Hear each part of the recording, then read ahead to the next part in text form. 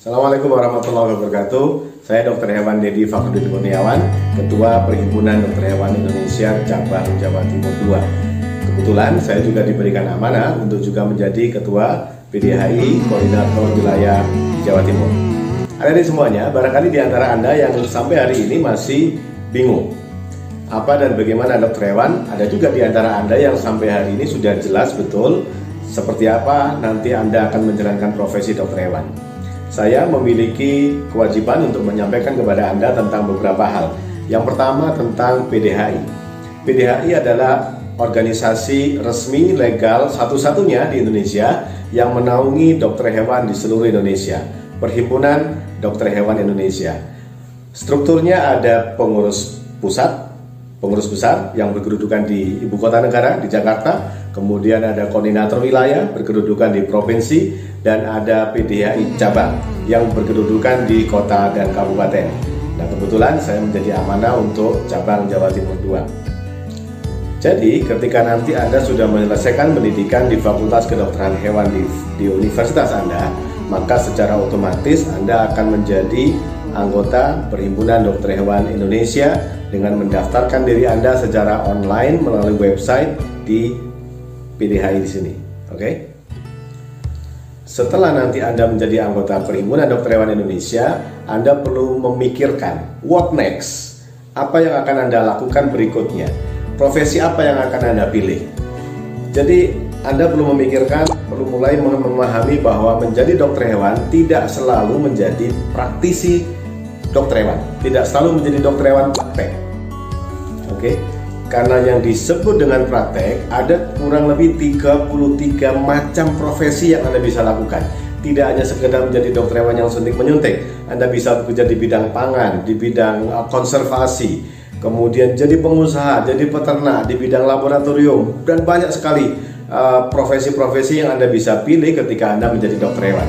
Jadi ingat, mindset Anda sejak pertama kali sekarang masuk ke Fakultas Kedokteran Hewan, Anda sudah bisa mulai untuk berpikir profesi apa yang Anda akan inginkan ketika nanti menjadi seorang dokter hewan. Yang berikutnya, yang Anda harus ingatkan adalah bahwa dokter hewan adalah sebuah profesi. Apa artinya profesi? Sangat dibutuhkan profesionalisme, yang pertama. Yang kedua, Anda akan terikat dengan hukum etika profesi. Ketika Anda menjadi dokter hewan, maka etika Anda sebagai seorang dokter hewan Anda terikat. Bagaimana Anda punya kewajiban terhadap profesi Anda kepada dokter hewan, bagaimana kewajiban Anda terhadap kolega Anda, kita punya kolega kiri kanan Anda sesama dokter hewan, bagaimana kewajiban Anda terhadap hukum negara, dan bagaimana kewajiban Anda terhadap, tentu saja, terhadap hewan. Semuanya ini, semua kode etik yang melekat pada Anda sebagai dokter hewan, Anda bisa pelajari di buku kode etik dokter hewan. Sangat gampang didapatkan secara online. Anda bisa mempelajarinya dan mulai memahami apa dan bagaimana profesi dokter hewan dalam sudut pandang etika. Nah, begitu nantinya setelah Anda menjadi dokter hewan, maka tidak serta-merta Anda diperbolehkan untuk menjalankan profesi Anda sebelum Anda memiliki beberapa persyaratan legal. Apa itu? Yang pertama, Anda harus memiliki sertifikasi kompetensi sebagai dokter hewan. Ya, karena sertifikasi kompetensi ini akan menunjukkan bahwa Anda memang betul-betul kompeten sebagai dokter hewan. Yang berikutnya, Anda perlu memiliki surat izin praktek. Apakah Anda praktek di rumah secara pribadi, apakah Anda praktek di institusi, menjadi dosen, menjadi orang yang bekerja di laboratorium, ataupun yang lain-lainnya, Anda tetap membutuhkan surat izin praktek. Untuk mendapatkan surat izin praktek, Anda membutuhkan surat tanda register veteriner. Apa itu? Untuk menunjukkan bahwa Anda terregistrasi secara reguler dalam sistem dunia veteriner di Indonesia dalam organisasi Perhimpunan Dokter Hewan Indonesia. Surat tanda registrasi veteriner ini Anda bisa dapatkan setiap 4 tahun sekali, dan untuk mendapatkannya Anda perlu melakukan updating. Anda perlu mengikuti seminar, kursus, workshop, atau menulis, pengabdian masyarakat, dan segala macamnya. Sangat mudah sebetulnya, tetapi yang paling penting adalah the future leader. Salah satunya adalah seorang dokter hewan. Karena kita ini mendapatkan posisi, mendapatkan kesempatan untuk menjadi penyelia dari seluruh sistem dunia veteriner pelayanan kesehatan hewan. Oleh karena itu, adik-adik sekalian, mulai sekarang mulailah untuk mencari banyak-banyak informasi. Dokter hewan itu sangat banyak yang bisa kita kerjakan. Segala berbagai macam profesi banyak kita bisa lakukan. Oleh karenanya, Anda mulai sekarang mulailah untuk mempelajari berbagai macam profesi-profesi tersebut. Selamat datang di dunia kedokteran hewan di Indonesia. Saya Dr. Hewan Dedi Farudin Kurniawan, Ketua Perhimpunan Dokter Hewan Indonesia Cabang Jawa Timur II. Terima kasih.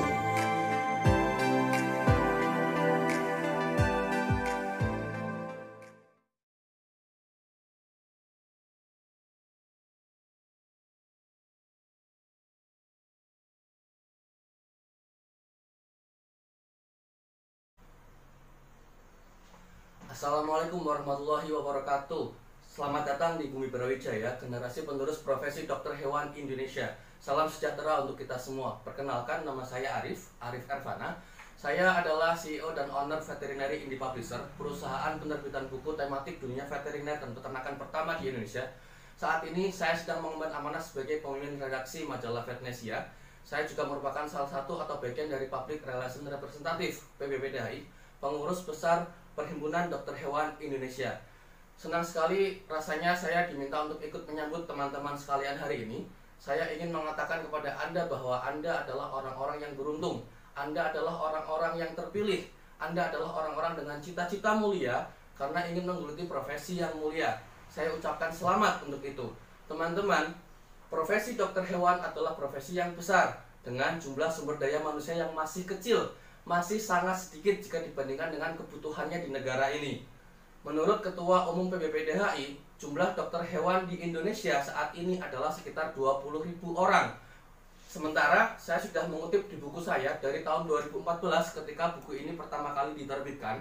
Saya mengutip dari website resmi Universitas Brawijaya, dikatakan bahwa negara ini membutuhkan setidaknya 400.000 orang dokter hewan, itu pun untuk sektor peternakannya saja. Padahal bidang kerja dokter hewan bukan hanya di sektor peternakan. Anda bisa menjadi dokter hewan praktisi, Anda bisa bekerja di perusahaan atau industri, Anda bisa bekerja di bidang konservasi, Anda bisa menjadi dosen atau peneliti, dan masih banyak lagi bidang kerja dokter hewan yang nantinya bisa Anda geluti.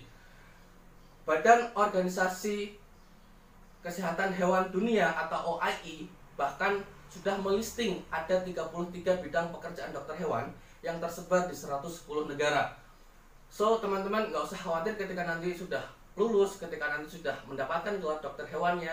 Tidak usah khawatir untuk kesulitan mendapatkan pekerjaan, karena pada kenyataannya lapangan pekerjaannya tersebar sangat luas dan kebutuhannya juga sangat besar. Tinggal sekarang sampai 4 atau bahkan 6 tahun ke depan, bagaimana teman-teman mempersiapkan diri teman-teman, bagaimana Anda meningkatkan kualitas diri Anda sebagai individu calon dokter hewan. Nah, pada kesempatan ini saya hanya ingin berpesan 3 hal kepada Anda. Yang pertama, prestasi. Prestasi bukan hanya soal prestasi akademik, prestasi juga bisa prestasi organisasi, prestasi kewirausahaan, bahkan olahraga atau seni. Prestasi juga bukan hanya soal angka 1, 2, dan 3. Prestasi bukan hanya penghargaan atau piala apa yang Anda terima, tapi prestasi adalah bagaimana Anda mencapai milestone yang Anda tentukan. Apalagi ketika itu berdampak positif terhadap kemajuan diri Anda dan bermanfaat bagi orang-orang di sekitar Anda. Kuncinya adalah manfaatkan, terima setiap kesempatan yang datang kepada Anda, kemudian lakukan yang terbaik. Kemudian yang kedua adalah kontribusi. Jangan menjadi mahasiswa yang apatis. Sadarilah bahwa diri Anda bukan hanya milik Anda pribadi. Ada hak-hak orang tua, teman-teman, lingkungan, masyarakat, bahkan bangsa dan negara, termasuk saat ini adalah profesi dokter hewan. Mereka juga berhak menuntut kerja nyata atas kepedulian Anda. Pun kita menyadari bahwa sebaik-baiknya manusia adalah manusia yang paling banyak manfaatnya kepada manusia yang lain. Kemudian yang ketiga adalah eksistensi. Jagalah eksistensi atau keberadaan diri Anda dengan terus berkontribusi. Buatlah karya-karya, aktiflah di kegiatan-kegiatan kemahasiswaan, ikutilah organisasi. Teman-teman, soal organisasi kami punya pengalaman bahwa pada kenyataannya ada perbedaan yang sangat signifikan antara mereka yang dulunya ketika kuliah aktif di organisasi dengan mereka yang dulunya ketika kuliah tidak aktif di organisasi. Mereka yang dulunya ketika kuliah aktif di organisasi terlihat lebih unggul dalam banyak hal. Misalnya dalam hal komunikasi, kerjasama, bagaimana mereka berhadapan dengan klien, kemudian bagaimana menghadapi situasi kegawatan, leadership, dan lain sebagainya. Survei dari World Economic Forum tahun 2019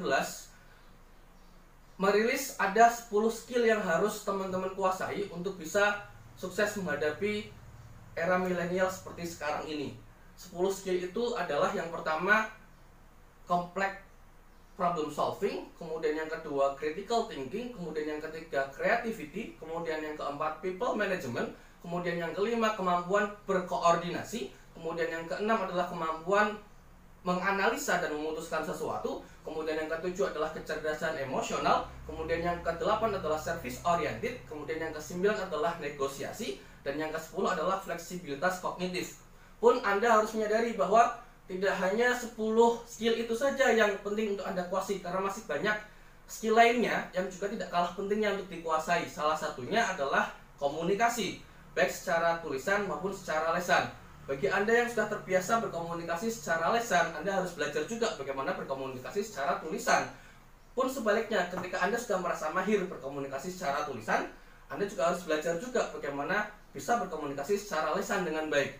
Nah, kesemuanya itu bisa Anda dapatkan ketika Anda aktif di organisasi. Maka teman-teman, sekali lagi saya pesankan kepada Anda, aktiflah di organisasi.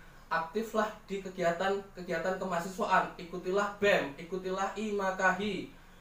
Aktif yang sebenar-benarnya aktif ya, bukan hanya sekedar ikut-ikutan saja, bukan hanya sekedar numpang nama saja, bukan hanya sekedar untuk memperpanjang kurikulum vitae. Jadi teman-teman, saya simpulkan bahwa ketika Anda kuliah sampai 4 atau 6 tahun ke depan, peganglah ketiga hal itu. Yang pertama adalah prestasi, yang kedua adalah kontribusi, dan yang ketiga adalah eksistensi. Kemudian jadikanlah organisasi sebagai wasilah atau jalannya. Lalu konsistenlah, maka Anda tidak hanya akan menjadi mahasiswa yang berhasil, tapi juga individu yang siap menghadapi pasca kampus, dan individu dokter hewan yang akan bisa ikut berperan serta dalam perjuangan profesi ke depannya nanti. Oke, semoga bermanfaat. Sekali lagi saya ucapkan selamat dan saya doakan semoga Anda menjadi dokter hewan yang hebat. Demikian dari saya, Arif Ervana. Wassalamualaikum warahmatullahi wabarakatuh. Viva Veteriner.